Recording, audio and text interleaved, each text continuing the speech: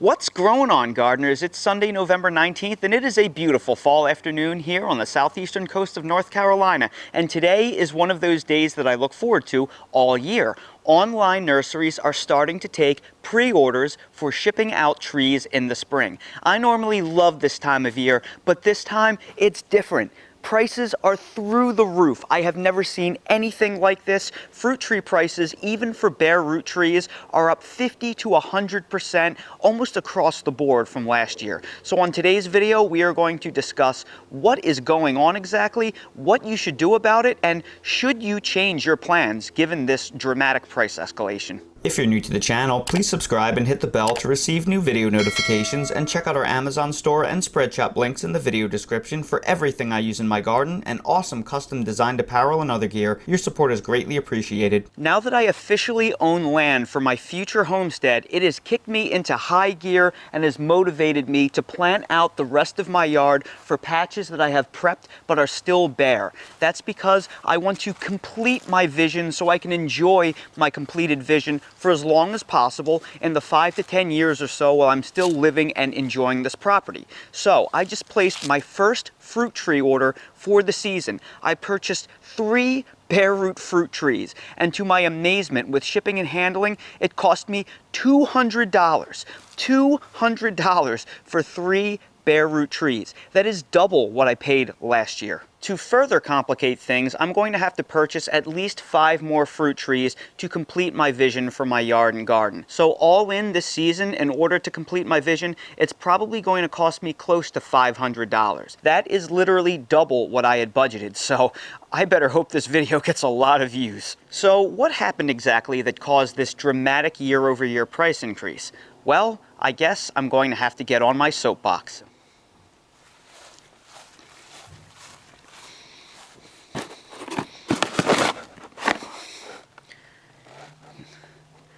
Okay, as near as I could figure, inflation basically happened in 3 different occurrences. The first occurrence of inflation was due to the increase in prices of oil and natural gas. Number one, the increase in oil prices immediately had an impact on the trucking and shipping industry. So anything that needed to be shipped or transported by truck had to have the prices increased. Number two, the increase in natural gas costs dramatically affected the fertilizer production market because nitrogen-based fertilizers heavily rely on the use of natural gas. So the agricultural industry saw big impacts to the prices of goods. So because of that, when you factor in transportation and fertilizer costs, that's why one of the first things to escalate in price was food. The second wave of inflation was caused by an increase in labor markets, because the first things to inflate were the essentials like food, transportation, and utility bills.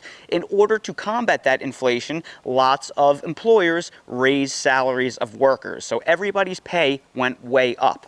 Well, pay was increased fairly uniformly across the board, and when you increase all pay, say by $3 an hour, that is going to disproportionately raise the cost of labor in lower pay industries than in higher pay industries. If you raise the pay of a fast food worker or a farmhand by $3 an hour, it is going to have a larger impact on the overall cost of labor than if you raise a surgeon's pay $3 an hour, which wouldn't be all that much of a big increase in terms of the percentage of labor. This is also why you've seen fast food prices, for the most part, raise at a faster rate than at a higher end restaurant. So because of this, farms have really seen a double whammy. They saw a major hit with the initial cost of inflation because of fertilizer prices. Now, because farms often have a lower pay scale, they can't afford to pay a lot of money, the wage increases has made their cost of labor go up more than other industries. And the third wave of inflation was caused by the expansion of the monetary supply.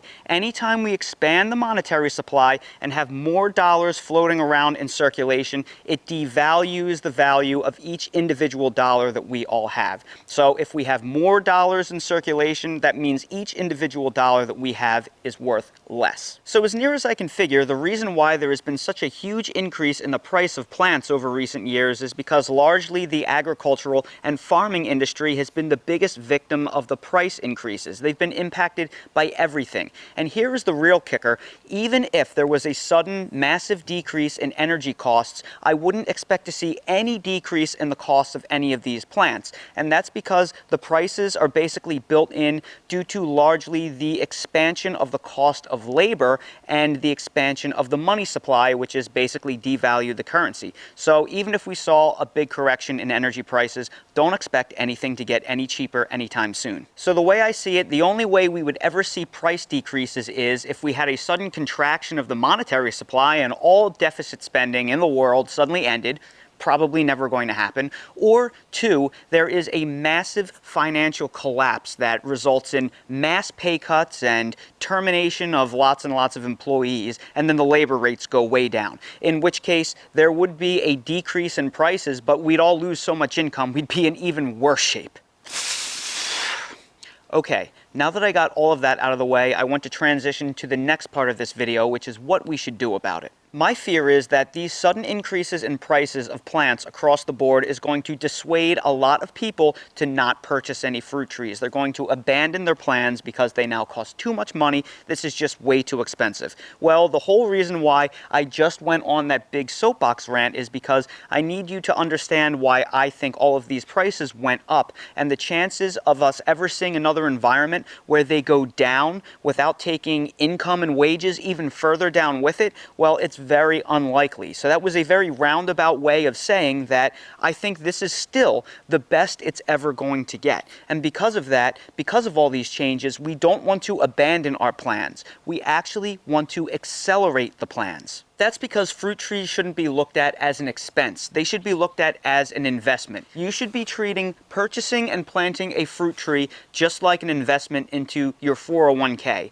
Instead of for financial security, it is an investment in food security and self-sufficiency. Yes, it is true that they cost more money than they ever have, but it is still a one-time expense. When I plant my fruit tree in the ground and that initial expense is gone, from there on, all I'm going to get paid are dividends. All of these different things I have growing on here, my citrus, my peaches, my pawpaws, my persimmons, my apple trees, they are all an investment in food security for me. And once they start producing, I will have to buy less and less later on. It's like that bi-weekly 401k paycheck deduction. That is not an expense for me, but rather an investment. Let me give you a real-world example. 5 years ago, I spent $40 on this Owari Satsuma tree, and since then, it has given me hundreds of dollars worth of fruit. There must be $100 worth of oranges on this tree this year alone. Easily 1 to 200 pounds of fruit, and I'm going to be able to eat off of this tree into the winter time. The same thing goes for this Meyer lemon tree right here. Believe it or not, I purchased this back in spring of 2020 for $15 plus shipping as a small rooted cutting, and this will already be my third harvest. It fruited for me the very next season, last year, and of course this year right here. This year alone, there are over 100 lemons on this tree, and at the cost of 50 cents per lemon or more, since it's a specialty piece of fruit, this is easily $75 to $100 worth of produce on this tree alone. When you add in the harvests from the past 2 seasons, I have already made 10 times my initial investment on this tree, and every single year it's only going to produce more and more as it gets more mature and larger. So hopefully I've convinced you that tough economic times like these are not a reason to spend less money on things like fruit trees, but rather it is a reason to spend more. This is a wake-up call for us that we need to invest more into our future so we are less vulnerable to a bad economy and to price inflation. That way, when prices accelerate out of nowhere at the grocery stores, it doesn't impact us as much because we have some level of food security at home. So my whole goal of this video will hopefully be to try and convince you that these fruit trees, they are not expenses. They don't cost money. They make money in the long run. They are investments. And I don't know about you, but watching this avocado tree flower right now, when most things are cold and dead, well, this actually doesn't make me fear the future. It makes me look forward to the future.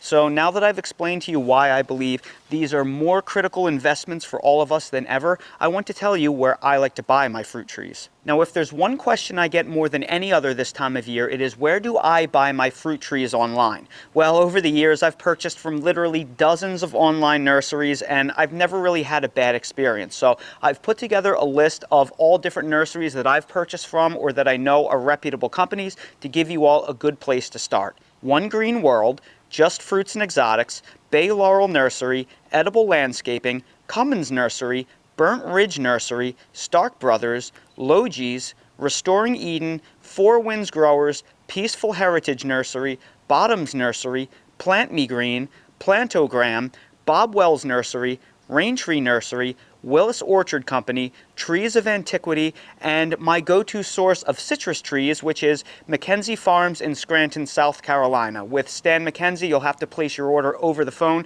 but he is my go-to guy for citrus. And please, this is not an exhaustive list. This is everything that I could come up with brainstorming, so I apologize to any of the great nurseries out there that I may have overlooked or that I'm not aware of, but this should give you a really good place to start. So now I want to get into the third part of this video, which is cost. How do I pay for these trees now that the prices have gone up so much?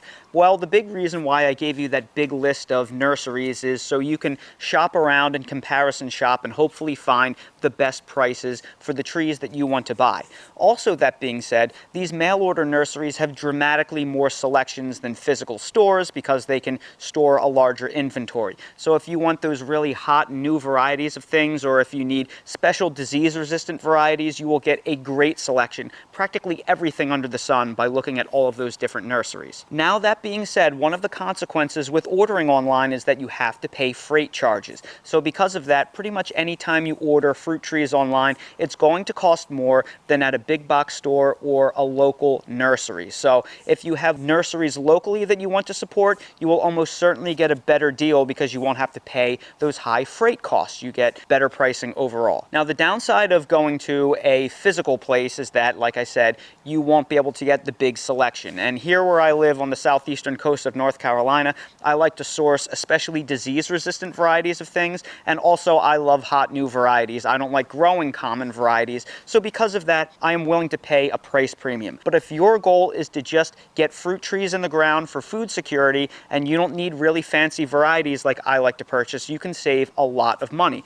So check out your local nurseries and big box stores. Call them, see what they have. You may be able to get yourself a great deal. And some stores this time of year have some of their fruit trees marked down that are left over from the spring and summer on clearance deals, so don't be afraid to check them out. And what I really want to accomplish with this video is let you all know how essential having things like this planted around your yard actually is, how important food security is, and how much money you actually will save in the long run.